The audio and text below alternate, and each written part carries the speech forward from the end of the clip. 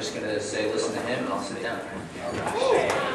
Seriously took out my talk, so that's okay. Guys, I'm really excited. First of all, I need actually everybody to do me a quick favor as I get going here. And if you are like not facing the stage because your like back is turned because your chair is turned, I'm actually gonna ask you to turn your chair around and everybody look up here just for my talk. If you want to turn around, that's fine afterwards, but it would help me out a lot. So.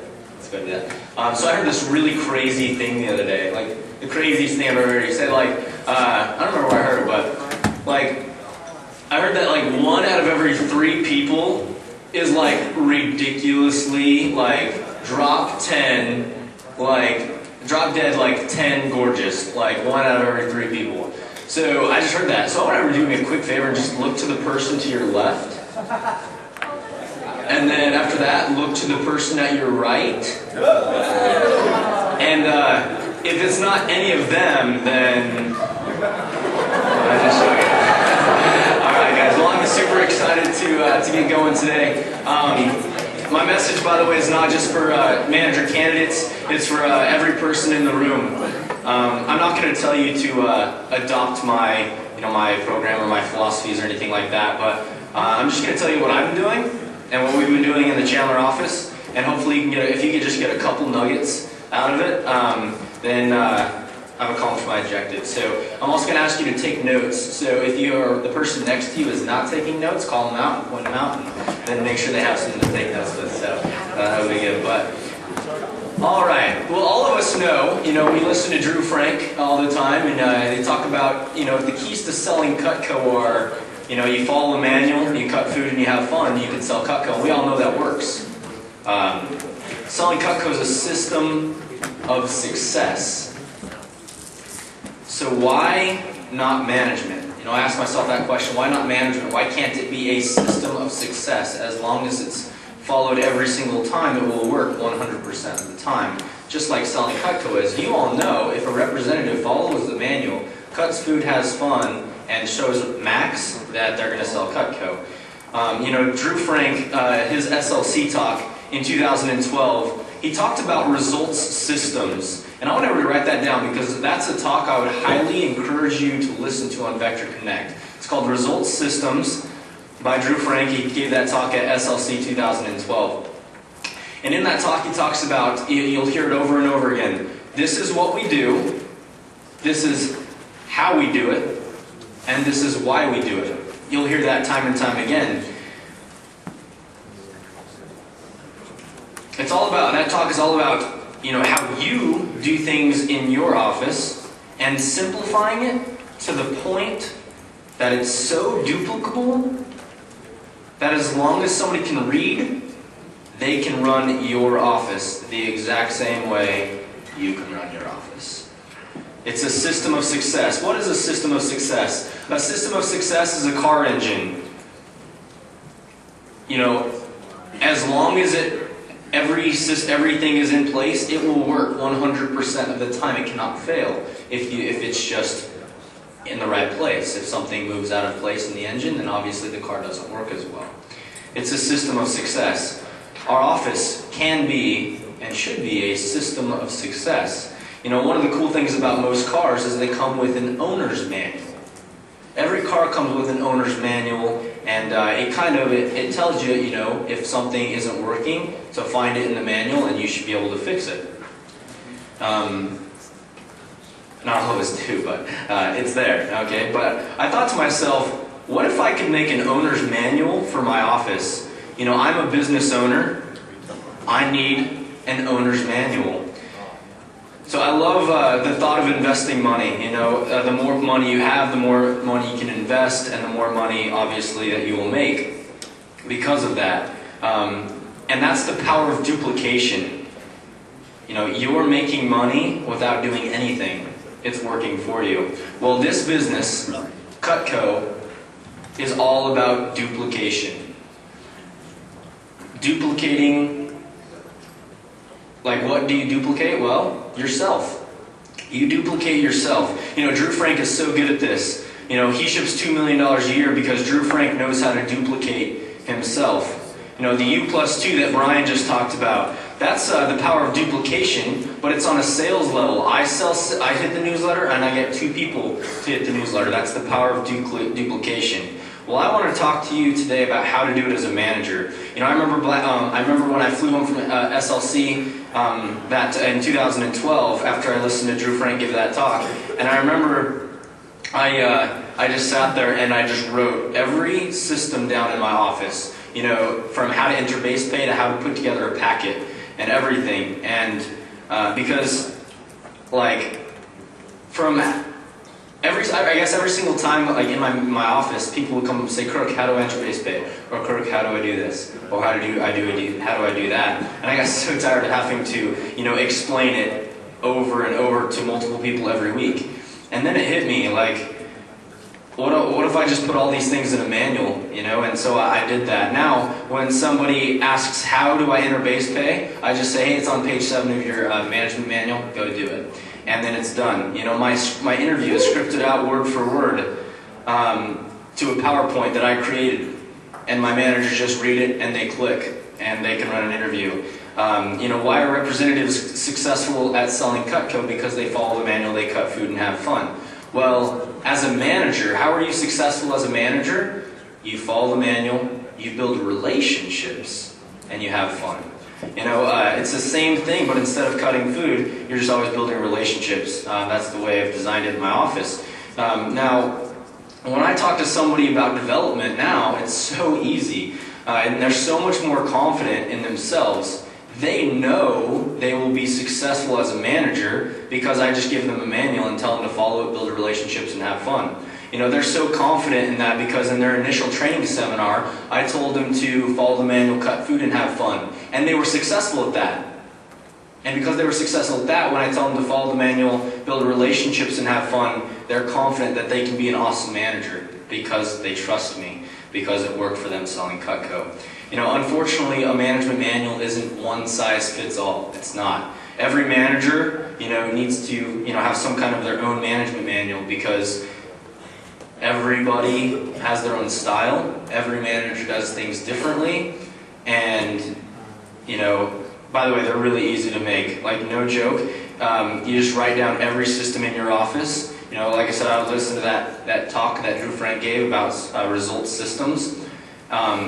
Slap a page number on it, and that's a management manual. It's really simple. But, you know, Drew Frank, if he just put all of his one-page documents into a manual, then that would be a management manual, and probably 10 times better than the one that I have. But I don't want to spend any more time on the manual because that's something that I developed in the spring. But it's the reason I guess we've been doing so well, you know, in new business in the fall is because of our development, and the manual plays a huge role in our development. So I would not be doing justice if I didn't mention that was a big thing. But what I want to do right now is I want to talk about how we took it to the next level. I want, you know, Brian did a great job, you know, talking about the U+2 program, and like I said, that's pretty much what we've been doing. But I want to teach you how you can develop a staff from scratch very quickly, and how you can get this whole program running in your office. You know, I want to talk about how we went from having a very subpar summer as a district manager, where we only sold $180,000 this summer, to being on pace for $150,000, $200,000 new business fall. What's the first of these are the 5 things that we've done. So if I were to take notes, these would be the 5 things that I would take notes on. The first one is, the first thing that we did in the Chandler office was I finally got a PR program, and that's got to be number 1, guys. I went out and I hired 4 personal recruiting assistants and gave them, you know, the lists, and we got our recruiting engines running. You know, Mark did a great job earlier talking about how to collect names. Lloyd did a great job about teaching us how to call PRs. But it's because of a good PR program that we got off to a fast start in the fall, and that's what will get you off to a fast start in your office is recruiting. You know, like I said, I had a great transition from the summer to the fall because of my recruiting. So how does that apply to you from scratch? Well, that means you got to go out and recruit like crazy. You know, Nick Smith, he was the #1 Silver Cup winner. All he did, his first thing, is he just recruited like crazy. He was on campus like crazy and got PRs from there, and his first training class was 40 people. or something like that. It's all about getting off to a fast start with recruiting. So number two, so the first one is you got to recruit like crazy. Like we all know that. I almost want to say, we teach representatives that if they want to sell Cutco and they want to get good, they got to memorize the recommendations approach, they got to memorize the close, and be good at phoning. Well, as a manager, the three things that you should be working on right now is memorizing how to get PR names. So memorizing that approach that Mark went over earlier, that's your recommendations approach as a manager. Okay, so getting it memorized is something that I would do like that. The second thing is closing. Like we teach reps to memorize the close. Well, as a manager, your close is day 2 of training. When you're building value in Cutco. If somebody sold on the value of Cutco, they follow the manual, cut food, and have fun, they're going to sell a ton. So, I would say that day 2 of training when you're building value, that is something that you should definitely memorize, and get it down to a T. And then the third thing is phoning. And for a manager, just getting good at PR calling. Those three things, you nail all three of those things, you will be an incredible manager. You'll be super successful right away. So, number 1 is recruiting. Sorry, the second thing that we did, number 2, is you need to have a vision. And this is so important. Like this will make you or break you. Okay, having a vision of where do you want to go. So I want everybody to actually take 2 minutes. What do you want your office to look like in the summer? Just take 2 minutes. What do you want it to look like? How many assistant managers do you want to have? That's something that you have to plan out, that you have to visualize. Because if you don't know where you're going, you'll never get there. If you don't know what your vision is, how are you going to promote it to others? How are they going to want to follow you to somewhere where they don't even know where you're going? A vision is so important not only for you, but for your people. The people that you coach, the people that you hire, the people that you train. If they know where your office is going, they're going to want to help you get there. If they have no idea where your office is going, then they're just going to be spinning their wheels, just like you. So a vision is crucial. Find a development program that works and stick to it. No matter what it is, like find a program and just stick to it. So, I kind of created a development program that has revolutionized my business, and I'll just quickly go over it. But, I took, Drew Frank's Teams program and Lloyd's U+2 program with the 7 assistant managers, and, I kind of made my own. I heard so many times throughout my career, if you want to be a good assistant manager, act like you're a branch manager. If you want to be a good branch manager, act like you're a district manager. If you want to be a good district manager, act like you're a division manager. So my program is just simply the fact that I created a division in my office. It's very similar to Brian Stevens, with a little bit of a kick with recruiting. So I have 7 assistant managers in my office that lead 7 teams. Every assistant manager is running their own office within my office, just like Brian said. They each have 2 assistant manager candidates on their team that act as their assistant managers.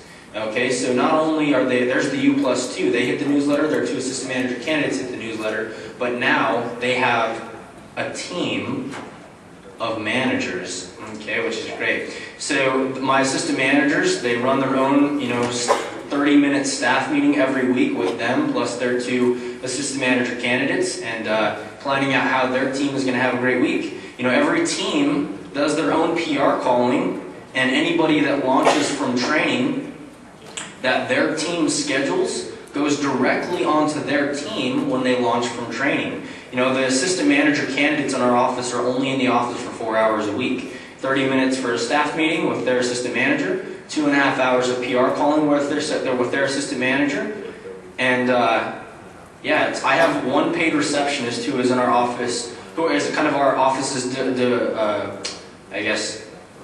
divisional recruiting manager, or mini DRM in our office. She sits down with our assistant managers for 5 minutes before their staff meeting, and she plans out their recruiting goal for the week. The more PRs that their team sets, the more they launch from training, and the bigger that their team gets. So the standard is 8 PRs set per team per week. So you have to get 3 people, the assistant manager plus the 2 assistant manager candidates, to book 8 PRs. That's really easy. So we have people that are, some teams book 14 or 15 every single week. So that's really important. But guys, my point is, let me show you the power of duplication. Okay, so If every team just schedules their 8, that's 7 teams times 8 PRs scheduled is 56 PRs scheduled before my receptionist even makes a phone call. So powerful. Okay? So every assistant manager they're in control of their own recruiting, they're in control of their own PPR, and they're in control of their own development because they're developing their assistant manager candidates and to replace them when they go out and run their own offices, or take them with them to run their own offices when they go out in the summertime. They're literally running their own offices in my office. The only thing that they're not doing is worrying about office expenses. But guys, it doesn't matter what the program is. Ask your manager to help you and find one, then just stick to it. If I were you, I would stick to the 7 assistant managers and the U+2 programs that have been laid out for you by Lloyd in the region. And I would use those because you know why? Because they work. They've been working in my office, they've been working in Brian's offices, and all the other offices that have really taken it to the next level. So that's number 2. Find a vision and a development program, and you got to have it. You have to relay it out. Number 3, the third thing that I did was I started sharing my vision with passion. Not just sharing my vision and telling people what it is, but I started sharing it with absolute passion. I had the program. When I first started, I had the program what I wanted, but it wasn't taking shape because I didn't have passion. I watched the movie Jobs, the movie on Steve Jobs and Apple Computer, and I watched how much passion that guy had for what he was doing. You know, holy moly, you know, he had a vision, and if you didn't want to be a part of that vision, then you weren't on the team. And it's just that simple. And so, you know, that's what we've done. You know, I started sharing my vision with passion. And because of that, everybody wanted to follow me. You know, they wanted to help me build it. They wanted to help me build the vision. I got the right people on the bus. And that leads me right into number 4, which is I began building relationships.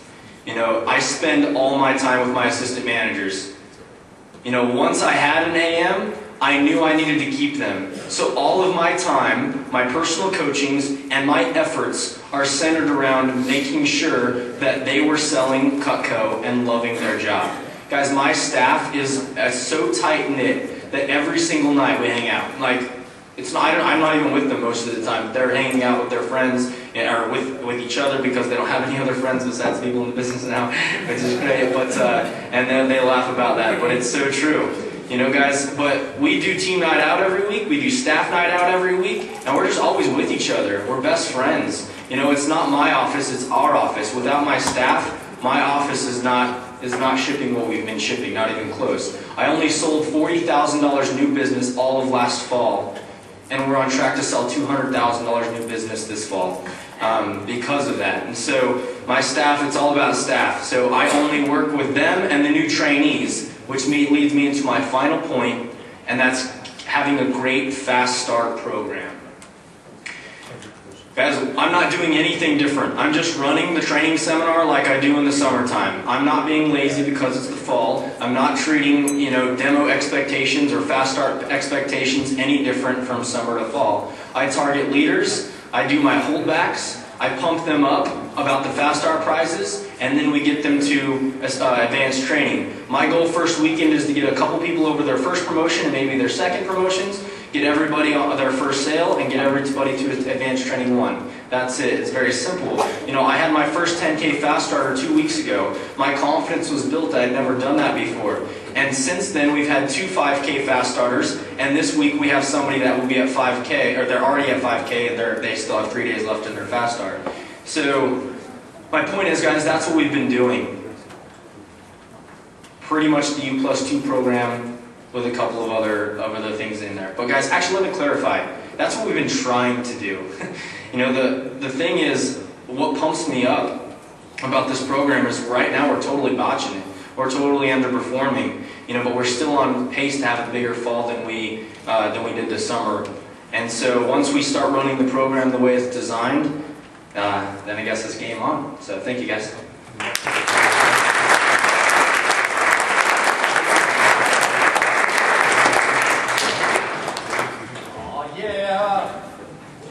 Next person, can we give Kirk another big round of applause, please?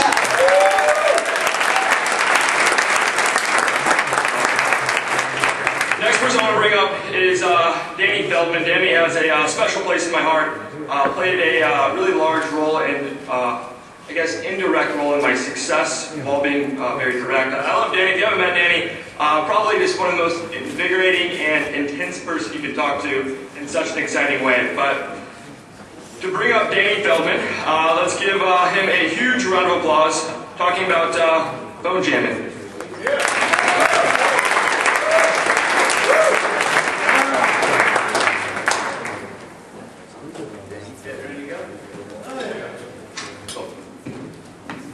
Okay. All right. Very good. Well, this is a really fun message, and this is going to be intense. It's going to be high energy. You got to get ready to rock and roll. It's two parts. Okay. First part is I'm going to break down how to really run a good phone jam and give you some keys to some execution, and obviously you can follow the notes. Then we're going to give you a chance to actually make calls so that we can get you your demos booked up for the next couple weeks, start the contest the right way. We're taking everybody with us to Puerto Vallarta. I can build this trip up again if you really need me to, but boy, is it going to be unbelievable. So let's talk about phone jams. Obviously, you have one goal. Your goal is to get every representative that has a sample kit on your team to at least $1,000 for the week. We all cool with that? Yeah. Okay, cool. It's not hard to get people to $1,000 a week if they're doing demos consistently, but it does require you to run phone jams. Now, you want to break your week into a couple categories, right? So you have Monday to your team meeting. You need to get them a couple demos. You got the team meeting till Friday. They need to do a couple demos. And then you got the weekend to Monday again to get them a couple demos. And in that time frame, anyone who completes 6 to 7 demos will at least sell $1,000. It's a guaranteed, straight-on fact. Now, the biggest thing, though, is that you don't just want to rely on your team meeting phone jam. There are so many managers who think that only one time per week is our largest demo generating event, and that's all we're going to get, and we got to work it. And that is true, but you could be running phone jams every day. You could be running phone jams virtually. You could be running phone jams at a meeting. You can run phone jams in the morning. You can do this any time. If a rep has 6, 7 demos, will they sell $1,000 for the week? Yes or no? Yes. Okay, so you got to drive demos by coaching, not managing. Do you understand that? That is the difference. You are not a manager. You are a coach. Your job is to help bring people up. It's to make them want to work instead of feel like they have to work. It's to get them inspired and invigorated. That's what makes people get on the phones. That's what really inspires people to want to get those 6, 7 demos. So you could literally go back to your office, aside from your district or division manager, and you can double or triple your sales report if you implement this one message that we're giving right now. So let's talk about how do you develop a culture of the phones. Because if there's one thing we do in our office very, very well, it's that every time someone comes into the office, they will be booking demos. But it's a culture. And it's got to start early, it's got to be often, and it has to start from the top-down leadership. That comes from you. We do the right things because it's the right thing to do. We make good choices because it's the right thing to do. And if it's a culture, culture means it's just the way things are, then you can start a culture of the phones in your office. So if you look at the notes, right? It starts on day 2 of training. It starts on day 3 of training. Don't they have a phone jam on day 2? So they make calls their first day on the job. They make calls their second day on the job at day 3 of training. They make calls at advanced training. They make calls their first PC. They make calls their first team meeting. And within the rep's first 5 days, they have recognized that every time they come into the office, they make the mental connection, we come here to work, we come here to book demos. If that is how you bring a representative into the business, where they make calls every time, the first 5 times they come into your office, they will understand to make calls every time. That's how it becomes cultural. And then what will happen is your future training classes, as they come in on day 1 and day 2, what are they going to be seeing? All the previous week's training classes doing what? So they'll just think it's what we do, it's the culture, it's the way to be. So, anytime you see a rep, you have a chance to coach them. There's always the one more attitude. Let's just get you one more demo, just like working out, right? But if you do it on your own, At the gym, you always give up a little early. You never max out on your reps. But if you have a coach, if you have a mentor, if you have a leader, which is what the people in this room are, it should always be a one more attitude. Don't ever let somebody slide by and not reach their potential. Get them on the phones, get them a couple more demos. They only need 6 to 7, and every rep on your team would be selling $1,000. The key is, you gotta add value and appreciate people before you ask them to make calls, just like Kirk said, by doing what? Sharing your vision, tying them into the office, tying them into the goals. We don't just say, work hard. It's not just get on the phones and book demos. It's because they've got a next promotion coming up. They want to win a President's Club letter. Maybe they're going after a scholarship. Maybe they want to be number 1. Maybe they're driven by competition. Maybe they want to beat their PR. Maybe it's team versus team in the office. Maybe you're in a push. Maybe they're trying to hit a goal. But if there's no reason behind it, nobody's just going to work hard, right? So as a coach, as a leader, it's our job to provide that vision to get people inspired to get on the phones. So let's talk about properly executing a phone jam. Because a lot of times people don't understand the real science behind a phone jam. So you can pretty much figure it out. Number 1, energy's high. Is my energy high right now? Yeah. This is how you run a phone jam. You got to get hype. And I don't care if it's the longest day of your life, you got to go chug some Red Bull. But you better get fired up, ready to rock and roll, because when those reps show up, they're going to feed off your energy. They're going to feed off whatever you give them. So energy's got to be high. Number 2, music has to be playing. You never want reps to walk into an office and feel like they're at the doctor's office. The doctor's office is so uncomfortable because it's silent.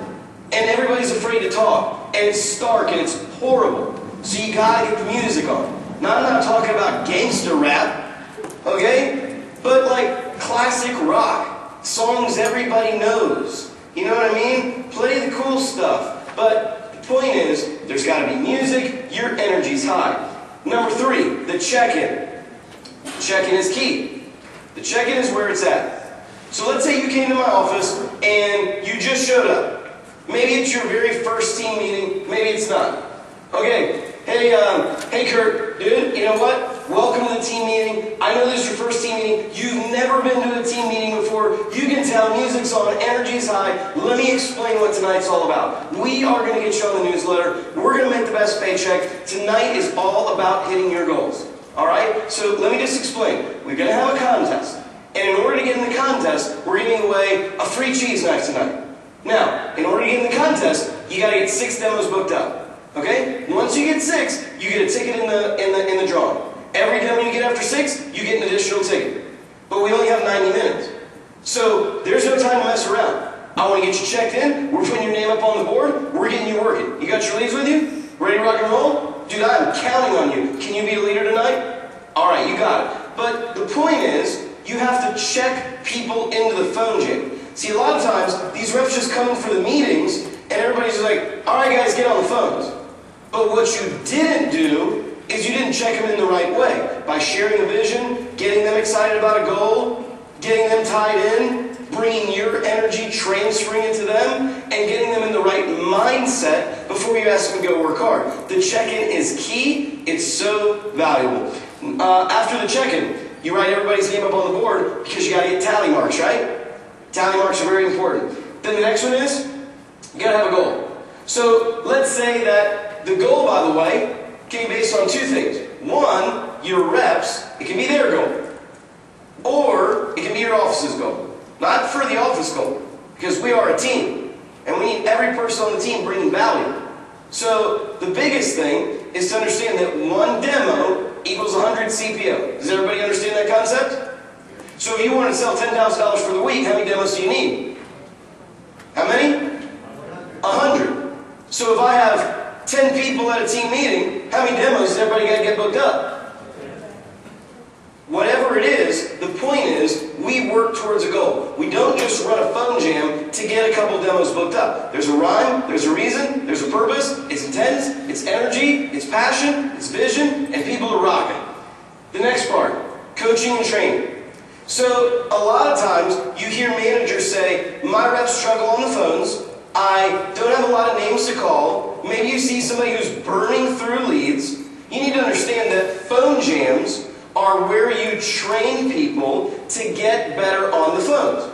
So for example, while I'm at a phone jam, we don't do as much phoning. I don't have PCs with reps to teach you how to get on the phones. When you come to a phone jam, you will learn everything at that phone jam. Because here's how it's going to go. I'm working the phone jam. Now a lot of managers, they'll go, okay everybody go make calls, and then they'll go hop on Facebook, play Candy Crush, go sit behind their desk, and do jack squat. And just hope, oh you got another demo? Cool, let's mark it on the board. Versus actually walking around, bringing the energy, driving and coaching people, and here's the key to what I mean. The key is, you need to point out and coach people when they do things right and wrong. So let's say Kirk just booked a demo, and I was walking around and I'm listening to Kirk. And so Kirk says, Kirk had got an objection. Hey, call me back. Can you call me back next week? And I listened to Kirk not get that demo. Who has ever experienced that? You literally watched a rep burn a lead and not get the damn demo. So what I would do at that moment is I would say, okay, Kirk, here's how you handle that objection. Hey, Ms. Jones, I totally understand. I'm up at the office right now. Got to turn in something to my manager for the scholarship purposes, just so I can get credit. Can we just put down a tentative time, just get something on the books so I don't look bad for my boss? I'll give you my cell phone number if you need to reschedule. Right? So I'll nail that, and that'll make him role play that with me. Now here's what's going to happen. What do you think the next customer is going to say to him again? Can you call me back, right? But see, at the phone jam, I coached Kirk how to handle that objection, and he's going to get the demo this time, and I'm going to go, all right, everybody, stop. No more calls. Kirk just got an objection. The lady said, call me back. Who else gets that objection? Raise your hand. Now, Kirk, what did you say to that lady to get the demo this time? And then he's going to go, here's what I said, blah, blah, blah, blah. And what did he just do? He taught my whole team how to handle that objection, didn't he? Coaching happens at phone jams. This is how you get reps better. You use phone jams to work them. All right? These are workshops. Okay, so let's get through some misconceptions. There is a misconception that the secret to running a good phone jam is all about the event itself. That simply just saying we're having a phone jam is going to get you demos. The truth of the matter is, a phone jam success is determined long before the event ever happens, because I got to bring the energy, I got to turn the music on, I got to get myself prepped, I need to know how many demos I got to get, and I got to be ready to check people in the right way. Muhammad Ali said the fight is won well before you get in the ring, right? This is the before the ring. We make the decision the phone jam is going to go well right here, right now, don't we? Okay, so here's the deal. Phone jams are successful due to promotion early and often. So here's how you do it. Reps in training, seeing people make phone calls. Reps make phone calls together, not separate. How many of you in your office, when you do phone jams, people separate? You got people in this room, that room, outside. Show of hands if that's your office. Okay, don't ever do that again. You should have people make phone calls sitting next to each other. When people get comfortable and confident making a phone call next to another person, you will never have another issue with phone jams, and it's harder for you to manage as a manager because you're bouncing around from room to room, and the second you go into this room to check on these people, they stop working over here. And the second you go over here, they stop working over there. You want to keep everybody together in the same room. And you have them make calls together on day 2 and day 3 and at AT1, and they're comfortable making calls for the rest of their career. Phone time is the easiest part of the job. Phone time is the best part of the job. Reps should be making calls on day 3. Reps should make calls at AT1. Reps should make calls when they come and turn in orders. How many people at your office show up on Monday and turn in paperwork, pick up supplies, and leave? Is that you? Well, that's why you lose. Because a rep should know when you come to the office, I'm going to turn in my order forms, I'm going to re-up on supplies, but I'm also going to book my next 3 demos. They should know when I come in for a PC, yes, I'm going to get some value, yes, I'm going to get some information, but I'm going to get 3 demos before I leave. There has to be a culture in the office of making calls. Reps should make calls after every PC. Phone jam times are offered 6 days a week. Sunday through Friday at least. And I would say that your office is already going to be open from, 9 to 9 anyway. So why would you not just invite people? Why does it have to be just at the team meeting? Why are your reps not making calls every day? Hell, why don't you make calls every day? You really think it's hard to make 100 phone calls? 30 in the morning, 30 at night, 30 throughout the day? It takes 60 minutes to make 100 phone calls. And some of you guys bitch about making 20 phone calls. It's lame. The phones are the easiest part of the job. It is guaranteed money. It is control. I know if I sit down and I make calls with my leads, that is boom, boom, boom, I'm going to have a good week. But it's got to feel like that for you, and you need to transfer that to your reps. So create a culture, you got to start on day one. If a rep sees other people making calls every time they come into the office, and they equate that to success, they will follow suit. You will not have a hard time or have to beg your reps to get on the phones if it is a culture and you start from day one. What do you guys see in the info so far, okay? Yeah. Damn, I must be sucking. That was horrible. Let's skip past to the part where it says event management. Okay? So let me explain what we are skipping over right now. What we're skipping over are my one-liners. They're things for you to look at later. They're things you can add to create a culture of phones in your office. It's valuable information, but I want to give you time to get on the phones and make some freaking money right now because I'm going to get you fired up. So here's the deal. Alright? How to actually run a phone jam. Okay? Number one, attendance is key. Number two, have a goal. Number three, tie the team into the goal. Offer some incentives. Offer a contest. Have a vision. Be excited. Be energetic. Let's move on to number four. Now, working the event, I just talked about a little bit, but you should work the event. And then you have when to run phone jams. You have all the information in front of you. But let me tell you what you're lacking. Vision, passion, energy, excitement, drive. When you get that, that will transfer to your reps. That's what trickles down. It is not hard to run a phone jam if you are freaking ready to rock and roll before that phone jam starts. Your energy's got to be so high. Now here's the deal. When we run phone jams, there are some very important things. One, recognize success. Two, correct people and make sure they're not burning through leads. These aren't in the notes, these are your little lectures, right? Don't let your reps burn through their leads. Help them. Be their coach, be a mentor, be the reason they're successful. To me, in my opinion, V-Phones is by far the easiest part of the job. Who in here does not like the phones? Be honest. That's because you suck at them. The only reason you don't like making calls is because you suck at making calls. So here's the deal. Give me all of your objections that you have such a hard time with, and I'm going to tell you how to handle the objection. Let's go. Hey, no problem, Mr. Jones. I'm totally busy too. I'm in school, I'm working full time, and I'm trying to win a scholarship.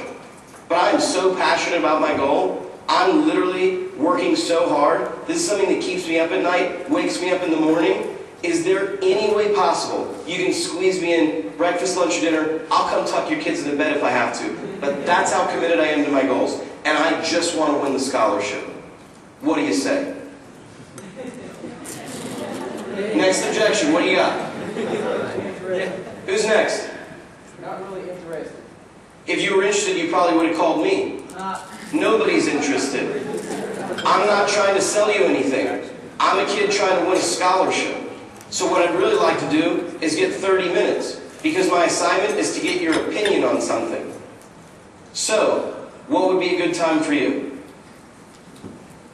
Who's next? I'm going out of town. When do you leave? Tonight. Tonight? Okay, cool. I've got my calendar in front of me. Can you grab your calendar so we can just set a date in stone right now? Actually, I'm at work. My calendar's at home. Oh, no problem. You're at work and you don't have your calendar? You must not have a good job. Say again? I've watched that before, and I've never known what to say to that. Well, listen. What did I tell Kirk? I'm up at the office right now. I have to turn in something to my manager to show him what I got booked up for the scholarship purposes. I don't want to look bad for my boss. So can we just tentatively put a date in the books? And I'll leave you with my cell phone number in case you need to reschedule. I'm just trying to win the scholarship. What's usually good for you? Morning, midday, or afternoon? What's usually a good day for you? When do you usually have a bit of free time? See, it's a lot easier to get the demo than you think. Super easy. Now this objection of, hey, I just got to get something on the books for my boss. I got to turn in something to my manager by the end of the night, show what I got booked up for the scholarship purposes. There is no nice woman on the face of the planet who is going to make you look bad for your boss and potentially get you fired. You will get that demo every time. That is the easiest objection to handle, in my opinion. See, the phones are too easy. The phones are too easy.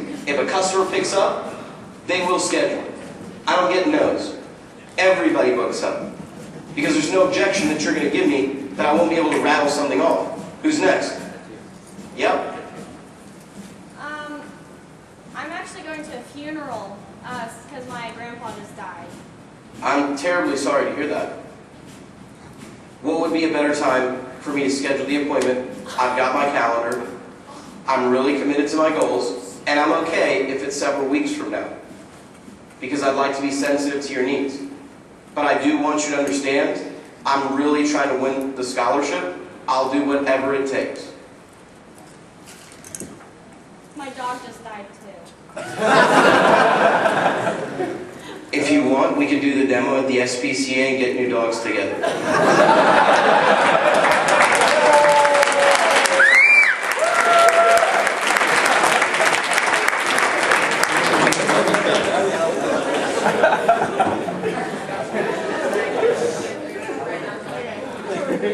Okay?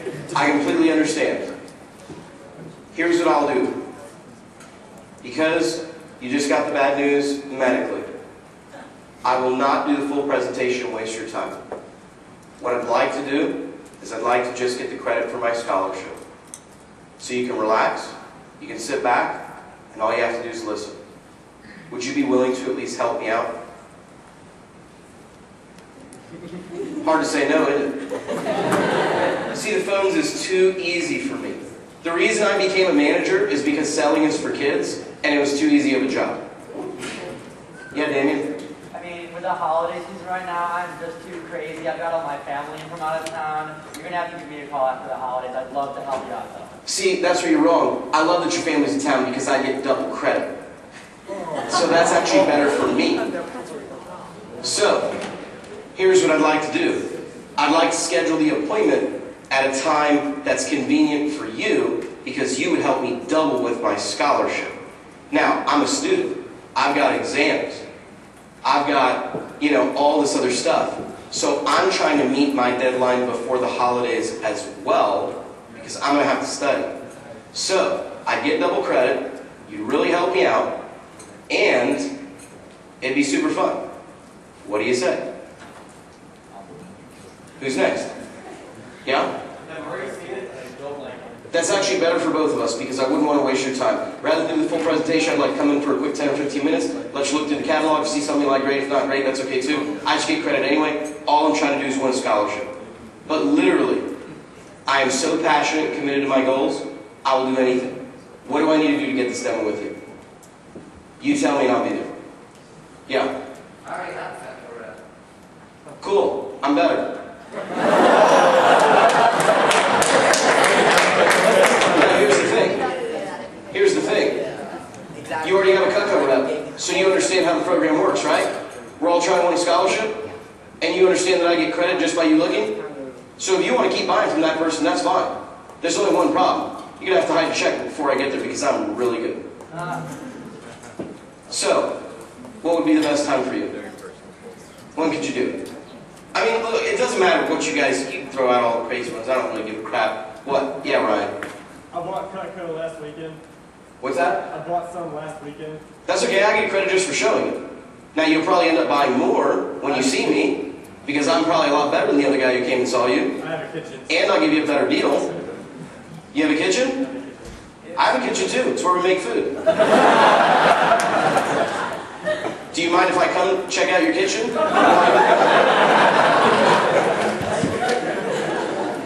Who's next? I got time for one or two more. Yeah. A full set of Cutco. We have over 200 products in the book to show. So when a customer says, I have everything, that means they have a homemaker with a free pair of super shoes. That's everything to them.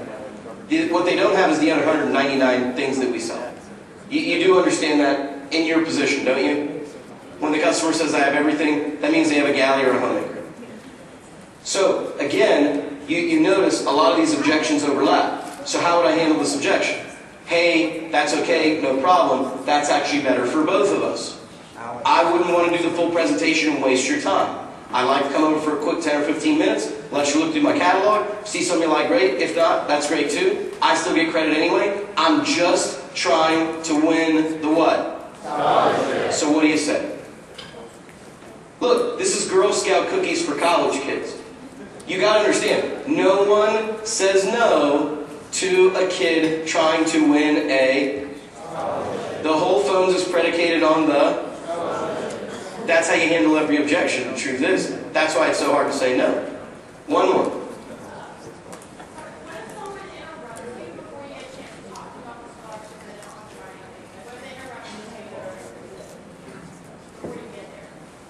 What do you mean? Like, I've been like reading the manual before I get a chance to tell them about my process. My sponsors will interrupt me and tell me they're not interested. Did they hang up on you? No. So what did they say? They're just like, I'm not interested. Sorry, I can't help you out. Okay, cool. Well, the only thing I need you to do is listen. I don't want you to buy anything. So, here's the deal. I'm just a kid trying to win a scholarship. What do you mean just keep talking? It's me. It's Dan. What do you think I'm going to do? Number one, nobody would interrupt me, because it's me. But if they did, I'd probably be like, look, I'm just a kid trying to win a scholarship. Saying no to me is like saying no to babies and puppies. It's really hard to do, and that's why I'm so good, and that's why you're going to love the demo. I only need 15 minutes of your time. I'll come make breakfast for your kids. I really don't care. That's how committed I am to my goals. And the reason I will outsell every person in this room is because I'm genuinely serious about what I say. I am that committed to my goals. When success is as important to you as breathing air, that is when you will move up in your career. Period, the end. One more. Yeah? What if we're not in school? So what would you say? Yeah, all of your answers have been predicated on the fact that we're trying to win a scholarship. I do not attend college. Same thing for a guy in my division, Chris Blair. So what would I say? Hey, listen. So, give me your situation. Are you married? No. Do you have a house? Do you have kids? No. You're just a kid who's not in school going district? Yeah. Sweet, I like it. We have openings in SEC. So, here's the deal. I'd say, hey, Miss Jones, listen, like, you want to hear my phone approach? Is what you're saying for somebody not in school? I'd like that too, yes. That's cool. Okay, fine. So, hey, how's it going? You probably don't recognize my name, but I'm actually really good friends with your neighbor Betty. Now, what do they usually say after that? Oh, great. Well, the reason I was calling is because I'm actually working with a company to try and further myself and further my career. And I've got really big goals, and I'm really trying to get my life on track, and I'm really trying to aspire, and the company's offered me a management position if I can just hit this assignment. Now let me tell you what my assignment is. My assignment is to do a quick presentation for people to get their opinion on it. You don't have to buy anything, I get paid just to show it. But if I can just do enough presentations, I actually have the potential to move into management, hit my goals, and build the life of my dreams. So all I'm looking for is somebody to take 30 minutes out of their day just to help me become successful in life. And Betty thought you'd be nice enough to just help me. Could you help me? I